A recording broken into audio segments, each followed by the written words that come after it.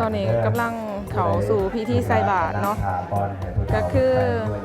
คนมาใส่บาตรหลายทุกคนนี่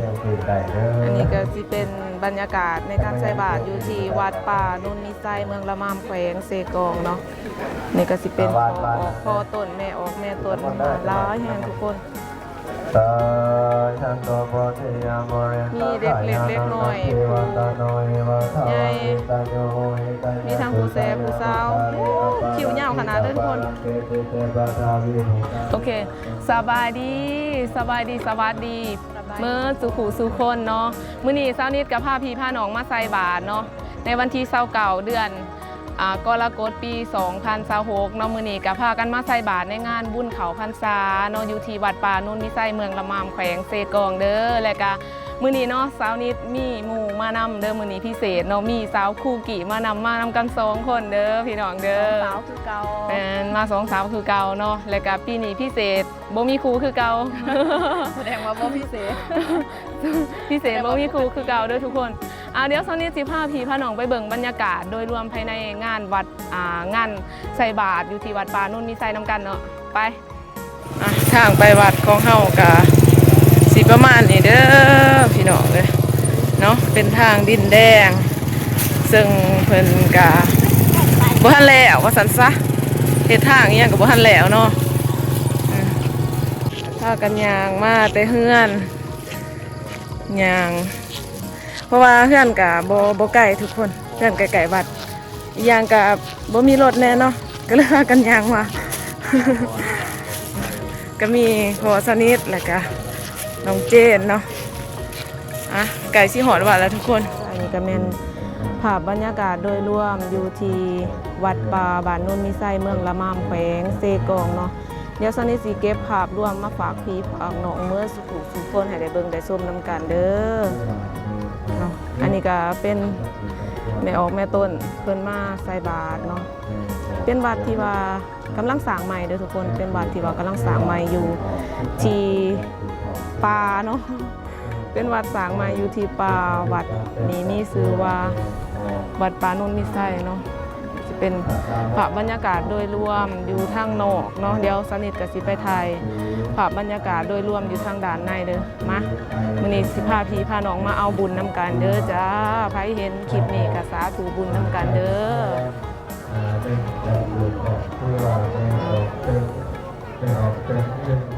บ้านเท่าที่ท่านถือได้เลยนะที่ท่านถือดูที่เราเป็นมาเป็นเท่ากันท่านเป็นเท่าอะไรเกินที่ได้คือเสียเพียงแค่มาไม่ได้รับพอเป็นเท่าเป็นแต่เจ้าขาดต้องเป็นแต่เป็นเท่าเลยจบเลยทางแน่นอนที่เป็นการศึกษาเป็นอย่างต่อให้ระดับปริญญาคือพอประนามบ้านเข้าเป็นหนึ่งสองที่ห้าเดินองค์เลยเป็นทาง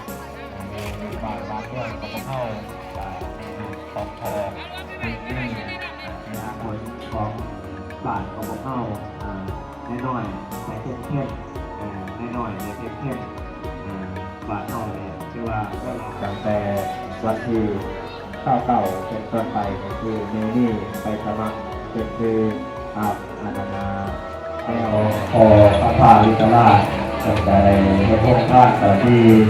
ลายมือดังต่อไปเองในหลังจากนี้ดังกอบพิจารณาประกอบเกิดแม่แต่เกี่ยวกับประกอบขั้วของเพื่อนแม่แต่เกี่ยวกับขั้วไม่ออกคันแม่แต่เกี่ยวกับประกอบขั้ว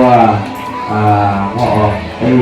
ที่ตะเกียบขอบขั้วพอออกเมฆที่ตะเกียบมีรสชาติละลายตอนนี้ไม่นอนนะครับไปนั่งไปนั่งเดินนะครับ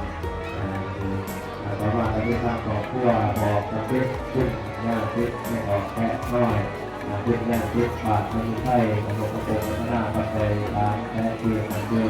ดีแค่แต่พอขับกระโดดพัฒนาขึ้นต่อไปจะขอเริ่มต้นรูปการทุกคนคือในที่อาการของอกและจิตใจต่อตัวเอาในเพื่อนเป็นสารวัตรบ้านเขาเข้าในน้ำผ้าประทานจากร่วมลูกค้าเข้าต่อตัวเวลาที่ไม่ทางพุทธศาสนาเป็นลำดับคือต่อไปขอเจริญพร เขาพรรษาจังสั้นแหละคำว่าเขาพรรษานี้ก็ได้แก่ที่อยู่บ้านนี้หรือเรียนมัดแห้งถึงคำเดือนแปดวันนี้ตามพบ นี่ก็สิเป็นโครงทานข้าวจีโครงทานข้าวจีก็ เดือนแปด ครอบครัวนั่งเปิ่น นั่งเปิ่นกับน้องเจนเนาะหมู่เพิ่นเด้อสนิทก็มากับสาวตากล้องได้มื้อนี้เพิ่นมาแบ่งปันข้าวจีเนาะมื้อนี้เนาะ ทางเขาปฏิบัติได้แต่ที่นี่การทางปฏิบัติบ่ได้พวกเขาสาธยาก็ว่าเขา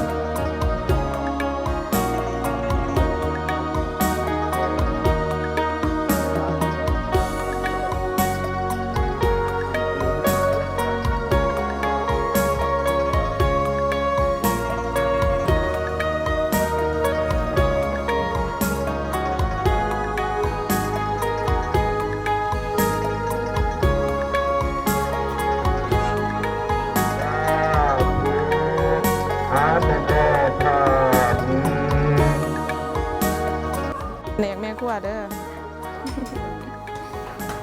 เมนูยังมื้อนี้เมนูยังแม่ครัวเฮาป้าเป็นตาแซ่บเนาะ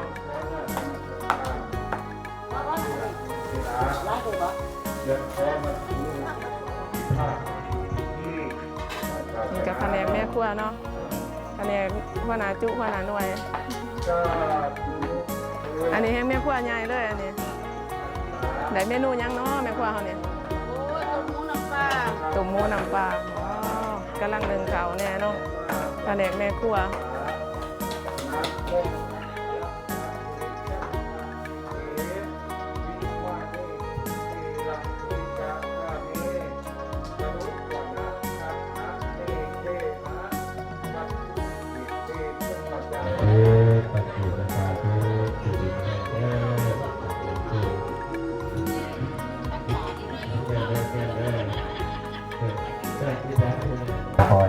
ตอนนี้กำลังเข้าสู่พิธีใส่บาตรเนาะก็คือคนมาใส่บาตรหลายทุกคนนี่อันนี้ก็สิเป็นบรรยากาศในการใส่บาตรอยู่ที่วัดป่าโนนมิไซเมืองละมามแขวงเซกองเนาะนี่ก็สิเป็นพ่อต้นแม่ออกแม่ต้นหลายแห่งทุกคนมีเด็กเล็กเด็กน้อยใหญ่มีทั้งผู้แซ่ผู้สาวคิวยาวขนาดเลยทุกคน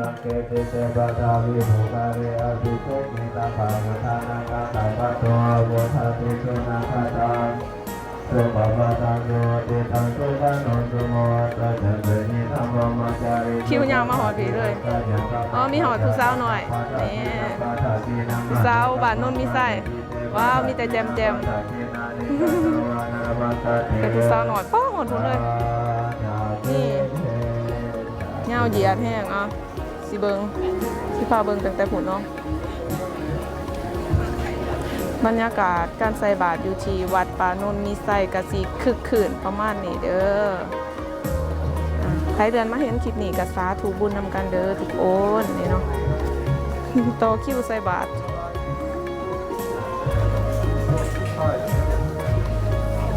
ท้องฟ้ากะสีครึมๆคือฝนสิตกแต่บ่ตกเนาะก็ถือว่าบุญมีอยู่เนาะถือว่าบุญมีโชคดีหลายอยู่สำหรับการต่อคิวของเฮากับโบแมนมีแต่ทางด้านนั้นเด้อทุกคนเนาะอันนี้แม่นการต่อคิวทางด้านนี้เนาะแล้วซอนิสิพาให้เบิ่งการต่อคิวทางด้านหนึงอีกคนร้ายแห่งทุกคนคือคืนแห่งขนาดว่าทางเขามาแบบว่าเปื่อนได้นี่เนาะขนาดทางเขามาเปื่อนพี่ การต่อคิวทางนี้ก็คือแบบสุดกกสุดปลายเส้นเดียวกันการต่อคิวพูดทุกยาวหอยหอมเลย ขึ้นบนเรื่องขอเราเกน้ำจะผ่านเป็นประธานได้หรือไม่แน่ที่ผมจะขออนุโมทนาจะเพิ่มท่านไม่ออกหรือนอกในนอกที่แห้งจะขออนุโมทนาบนน้ำกับในครูสายรู้ดีๆแห้งเลยบอกมีครูไทยในการนี้ทางครอบครัวแม่ออกขึ้นตอน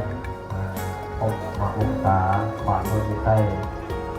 องเขาเองเนาะเนื้อใจแต่บอกครอบครัวบนหน้าเป็นคนเป็นคือแต่เพื่อความกับความดีๆแห้งเลยผ่านมาแล้วประมาณ20 นาทีทุกคนแต่ว่าคนก็ยังแออัดอยู่คือเก่าวันนี้เช้านี้สิพาทุกคนมาเบิ่งโซนทางด้านนี้อีกเด้อนี่วังกี้นี่ให้เบิ่งโซนหนึ่งแล้วเนาะอันนี้ก็สิเป็นโซนต่อคิวอีกทางด้านหนึ่งเนาะคนละโซนคนละบรรยากาศกันสุดกกสุดไปยาวเหยียดจะหอดดูดังมือเจ้าเอ้ย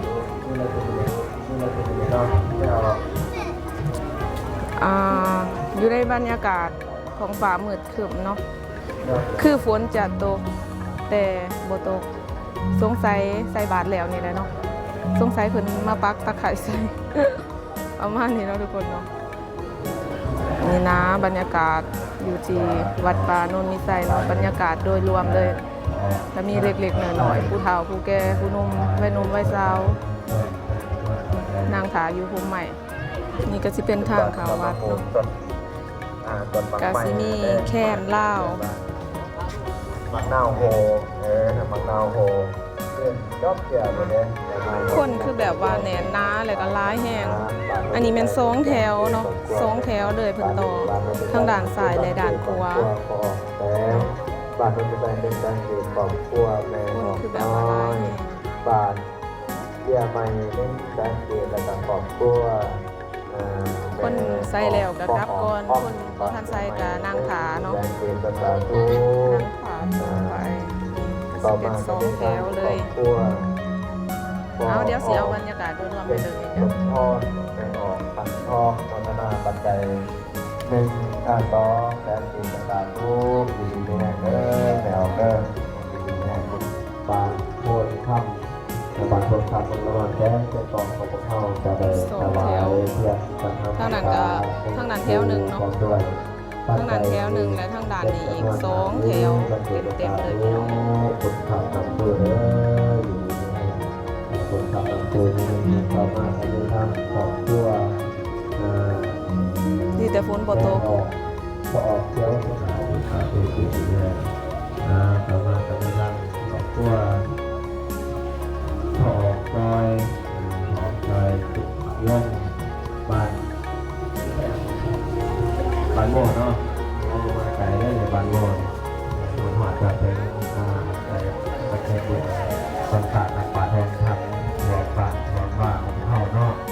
แล้วก็ตัวพร้อมใจเขาวงจะได้มาถวายกับสารพัด1 อันของเดียวเป็นธรรมชาติและปัจจัยอีก1 ลำดับตัวเด้อพอปกตันแม่เวียงทองบาทโคนใต้บาทโคนใต้กันมาหอดบาทเข้าได้อย่างใจคิดหอดคิดเพิ่งคิดเก่าบ่มักบ่แพงก็ยังคิดเก่าเด้อบ่แม่พี่น้องบ่มักบ่แพงก็ยังคิดเก่า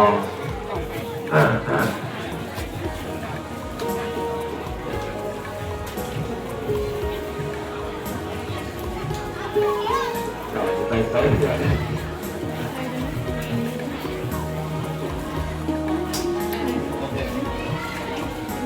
ประมาณก็มีบ้านครอบครัวพอออกที